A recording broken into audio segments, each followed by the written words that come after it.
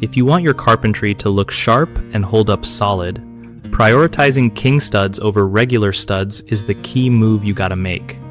Start by laying out where all your openings like doors and windows are gonna go.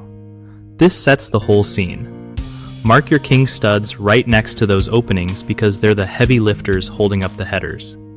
Once you've got those locked in, fill in the rest of the wall with regular studs spaced evenly, usually 16 inches on center, but tweak that spacing if you gotta fit around your openings.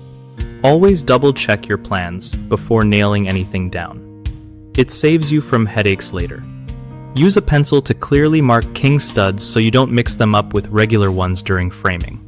When you're framing, make sure the king studs align perfectly with your header and sill plates for a tight fit.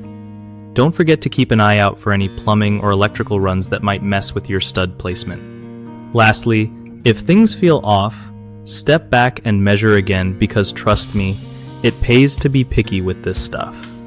One of the biggest mistakes is mixing up king studs with regular studs, which messes up the whole framing and can weaken your openings.